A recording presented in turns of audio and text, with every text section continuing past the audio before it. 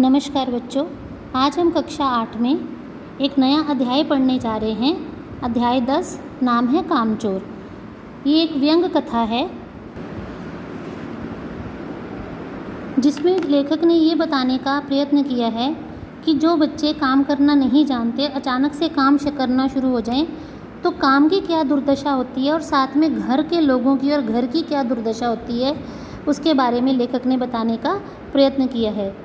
बहुत बड़ा हास्य व्यंग है। आप सब बच्चे पढ़ेंगे तो उसमें कहानी के बच्चों में आपको अपना आप भी नज़र आएगा। तो लीजिए, मनोरंजन करते हुए ये कहानी पढ़नी शुरू करते हैं। बड़ी देर के वाद विवाद के बाद ये तय हुआ कि सचमुच नौकरों को निकाल दिया जाए। आखिर ये मोटे मोटे किस काम के हैं, हिलकर पानी नहीं पीते। इन्हें अपना काम खुद करने की आदत होनी चाहिए, काम चोर कहीं के। अब बच्चे घर में बैठे हैं, कोई काम नहीं करते, तो घर के जो बड़े हैं वो परेशान हैं और कहने लगे हैं कि खा खा के मोटे हो रहे हैं इन्हें कोई काम दिया जाए ताकि इन्हें काम करने की आदत हो। किसी और बड़े ने कहा, तुम लोग कुछ नहीं, इतने सारे हो और सारा दिन उधम मचाने के सिवा कुछ नहीं करते। और सचमुच हमें ख्याल आया, ये बच्चे सोच रहे हैं, और सचमुच हमें ख्याल आया कि हम आखिर काम क्यों नहीं करते। हिलकर पानी पीने में अपना क्या खर्च होता है, इसलिए हमने तुरंत हिल हिलाकर पानी पीना शुरू कर दिया। अब हिलकर पानी पीने का मतलब है कि अपना काम स्वयं करना। ये मुहावरा है, हिलकर पानी पीना। तो यहाँ बच्चों ने उसका शाब्दिक अर्थ ले लिया, उसका अर्थ तो समझा नहीं कि काम अपना खुद किया करें। तो हिलकर पानी पीने की मतलब हिल हिलाकर पानी पीना शुरू कर दिया। अब हिलने में धक्के भी लग जाते हैं और हम किसी के दबैल तो थे नहीं। दबैल यानी दब्बू, यानी किसी से दबने वाले, किसी के रोब में आने वाले।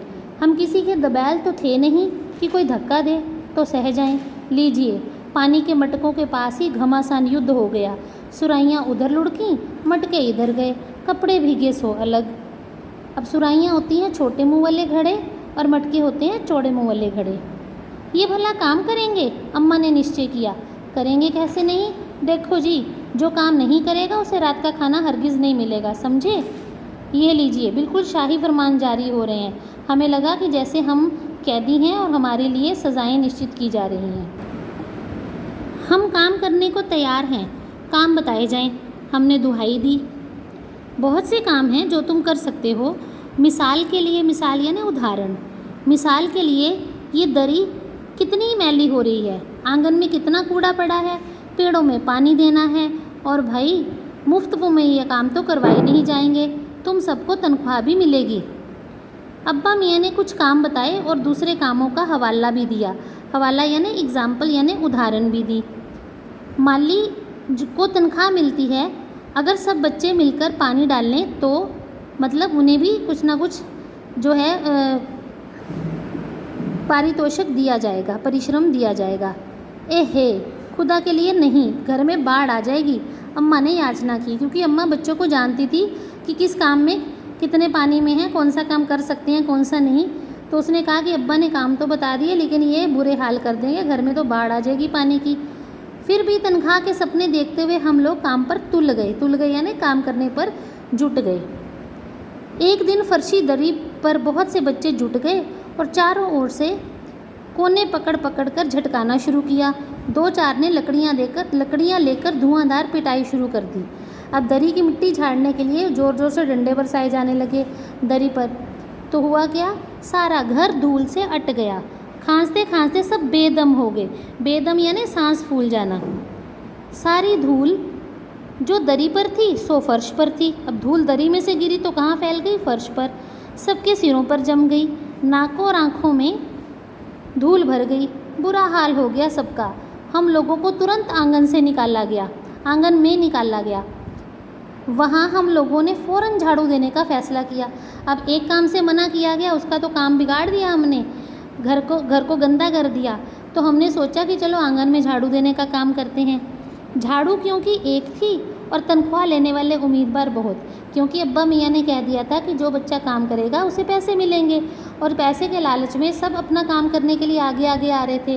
और झाड़ू थी एक, इसलिए क्षण भर में झाड़ू के पुर्जे उड़ गए, यानी तिनके हो गई झाड़ू। जितनी सींकें जिसके हाथ में पड़ी वे उनसे ही उल्टे सीधे हाथ मारने लगा। अम्मा ने सिर पीट लिया। भाई ये बुज़ुर्ग काम करने दे तो इंसान काम करे ना, बस ज़रा ज़रा सी बात पर टोकने लगे तो बस हो चुका काम। ये हमारी राय थी, यानी बच्चों की। असल में झाड़ू देने से पहले ज़रा सा पानी छिड़क लेना चाहिए। बस ये ख्याल आते ही तुरंत दरी पर पानी छिड़का गया कि दरी में से सबसे पहले धूल उड़ रही है तो क्यों ना दरी पर पानी छिड़क दें। एक तो वैसे ही धूल से अटी अटी यानी भरी धूल से अटी हुई थी, पानी पड़ते ही सारी धूल कीचड़ बन गई। मतलब काम संवारने चले थे लेकिन उल्टा बिगाड़ दिया। अब सब आंगन से भी निकाले गए। तय हुआ कि पेड़ों को पानी दिया जाए। अब दूसरा काम भी जब खराब कर दिया तो बच्चों ने सोचा कि तीसरा काम करते हैं। अब्बा ने तीसरा काम किया, उसके पैसे तो मिल ही जाएंगे। तो काम क्या था? पेड़ों को पानी देना। बस सारे घर की बाल्टियाँ, लोटे, तसले, भगोने, पतीलियाँ लूट ली गई। यानी जिसके हाथ में जो भी बर्तन आया पानी भरने के लिए उसने वो बर्तन ले लिया। जिन्हें ये चीज़ें भी ना मिली वह डोंगे, कटोरे और गिलास ही ले भागे। अब सब लोग नल पर टूट पड़े। यहाँ भी वह घमासान मची कि क्या मजाल, जो एक बूंद पानी भी किसी के बर्तन में आ सके। अब सबसे पहले अपने बर्तन में पानी देने के लिए धक्का मुक्की होने लगी पानी लेने के लिए, और इस चक्कर में किसी का भी बर्तन एक बूंद भी पानी ना भरा। ठूसम ठास किसी बाल्टी पर पतीला और पतीले पर लोटा और भगोने और डोंगे, हर कोई अपना बर्तन ऊपर के ऊपर रखता जा रहा था। पहले तो धक्के चले, फिर कोहनियाँ और उसके बाद बर्तन। यानी एक दूसरे को हटाने के लिए पहले धक्के मारे गए, फिर कोहनियों से हटाया गया और उसके बाद एक दूसरे पर बर्तन फेंक कर मारे गए। फ़ौरन बड़े भाइयों, बहनों, मामुओं और दमदार मौसियों, फूफियों की कुमुक यानी सेना भेजी गई। यानी घर में जितने भी रिश्तेदार थे, बड़े बुजुर्ग, सब बेचारे बच्चों को छुड़वाने, उनकी लड़ाई छुड़वाने के लिए फ़ौज की तरह आए। फ़ौज मैदान में हथियार फेंक कर पीठ दिखा गई। अब जो बच्चों की फ़ौज थी वो सबके बड़ों के डर से वहीं पे सारे बर्तन फेंके और वहाँ से भाग लिए। पीठ दिखाना यानी वहाँ से भाग जाना। इस धींगा मुश्ती मतलब आपस में धक्काशाही में कुछ बच्चे कीचड़ से लथपथ हो गए, जिन्हें नहलाकर कपड़े बदलवाने के लिए नौकरों की वर्तमान संख्या काफ़ी नहीं थी। यानी घर में काम करने के लिए जो नौकर थे वो भी कम पड़ गए बच्चों को साफ सुथ करने के लिए। पास के बंगले से नौकर आए और 4 आना प्रति बच्चा के हिसाब से नहलवाए गए। यानी दूसरे घर के नौकर को बुलाकर उन्हें मेहनताना देना पड़ा, उन्हें तनख्वाह देनी पड़ी बच्चों को साफ़ सुथरा करने के लिए। हम लोग कायल हो गए कि सचमुच ये सफाई का काम अपने बस की बात नहीं। कायल होना यानी इस बात को मान जाना कि हम मान गए कि बच्चों के बस की बात नहीं है ये, और ना पेड़ों की देखभाल हमसे हो सकती है। कम से कम मुर्गियाँ ही बंद कर दें। अब मुर्गियाँ जो अपने दड़बों से बाहर घूम रही थी, हमने सोचा कि उनको पकड़कर दड़बे में वापस भेज दें, यही काम हम कर सकते हैं। बस शाम से ही जो बाँस छड़ी हाथ पड़ी लेकर मुर्गियों को हाँकने लगे, चल दड़बे दड़बे। पर साहब, मुर्गियों को भी किसी ने हमारे विरुद्ध भड़का कर रखा था। ऊट पटांग इधर उधर कूदने लगीं। 2 मुर्गियाँ खीर के प्यालों से, जिन पर आया चांदी के वर्क लगा रही थी, दौड़ती फड़कती हुई निकल गईं। तूफान गुजरने के बाद पता चला कि प्याले खाली हैं। अब जब खीर से भरे हुए प्याले थे और मुर्गियाँ उस पर भाग दौड़ रही थी, उड़ रही थी, तो उनके पैरों से प्याले खीर के उलट गए। खीर छितर गई, चारों तरफ बिखर गई और प्याले खाली पड़े। जब तक मुर्गियाँ या बच्चे संभले कि क्या हुआ, तब तक क्या पता चला कि ये तूफान जब गुजरा तो पता चला कि प्याले खाली हैं, यानी खीर गिर चुकी है। और सारी खीर दीदी की कामदानी के दुपट्टे, कामदानी मतलब से कढ़ाई का बड़ा बारीक काम हुआ हो, कामदानी के दुपट्टे और ताजे धुले सिर पर लगी हुई है। एक बड़ा सा मुर्गा अम्मा के खुले हुए पानदान में कूद पड़ा और कत्थे चूने में लुथड़े हुए मतलब सने हुए लुथड़े हुए पंजे लेकर नानी अम्मा की सफ़ेद दूध जैसी चादर पर छापे मारता हुआ निकल गया। यानी पैर छपाता हुआ वहाँ से भाग गया, बच्चों की पकड़ में नहीं आया। एक मुर्गी दाल की पतीली में छपाक मारकर भागी और सीधी जाकर मोरी में इस तेज़ी से फिसली कि सारी कीचड़ मौसी जी के मुंह पर पड़ी।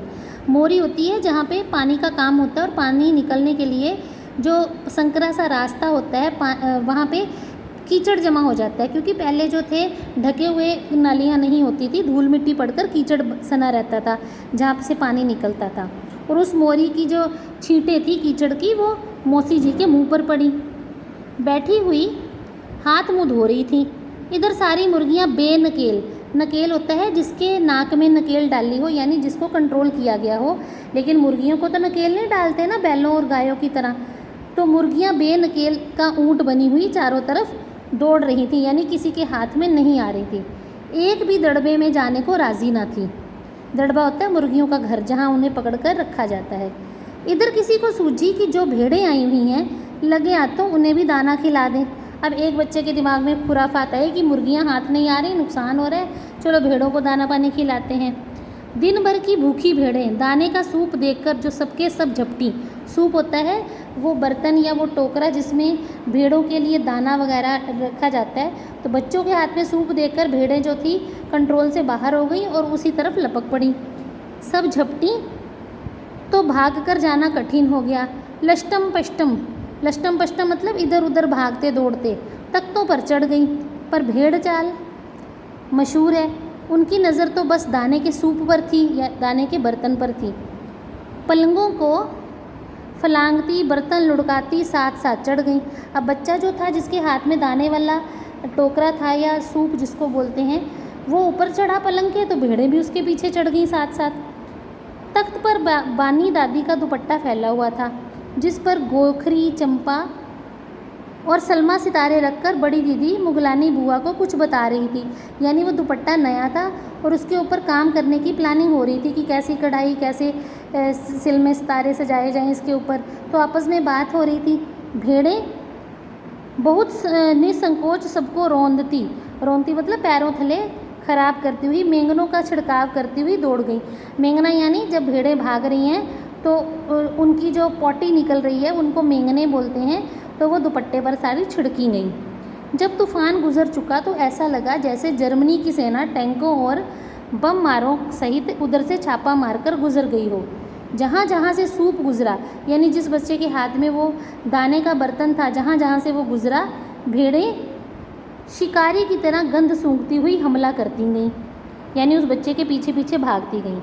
हज्जन माँ एक पलंग पर दुपट्टे से मुंह ढांके सो रही थी। उन पर से जो भेड़ें दौड़ी तो ना जाने वह सपने में किन महलों की सैर कर रही थी, दुपट्टे में उलझी और उलझी हुई मारो मारो चीखने लगी। यानी उन्हें लगा कि सपने में किसी ने हमला कर दिया उनके ऊपर और वो चिल्लाकर उठ खड़ी हुई। इतने में भेड़ें सूप को भूलकर तरकारी वाली टोकरी पर टूट पड़ी। अब भेड़ों को दाना नहीं मिला, वो बच्चा तो लेकर भाग रहा था दाने का टोकरा।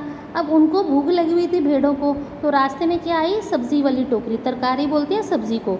तो भेड़ें जो सूप को भूलकर सब्जी की तरफ लपक पड़ी उसको खाने के लिए। वह दालान में बैठी मटर की फलियां तोल तोल कर रसोइये को दे रही थी।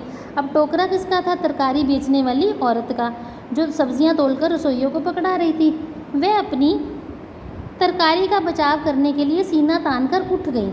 आपने कभी भेड़ों को मारा होगा तो अच्छी तरह देखा होगा कि बस ऐसा लगता है जैसे रुई के तकिए को कूट रहे हों। भेड़ को चोट ही नहीं लगती, बिल्कुल ये समझकर कि आप उससे मजाक कर रहे हैं, पर वह आप ही पर चढ़ बैठेंगी। जरा सी देर में भेड़ों ने तरकारी छिलकों समेत अपने पेट की कड़ाही में झोंक दी। यानी जो तरकारी वाली औरत थी, बेचने वाली जो औरत थी, वो उनको तो मार रही थी, लेकिन भेड़ों को चोट तो लग नहीं रही थी। मार की परवाह किए बिना उन्होंने सारी तरकारी खा ली। तो आज की वीडियो हम यहीं ख़त्म करते हैं। बाकी का भाग जो है इस व्यंग कथा का हम अगली वीडियो में कल पढ़ेंगे। धन्यवाद।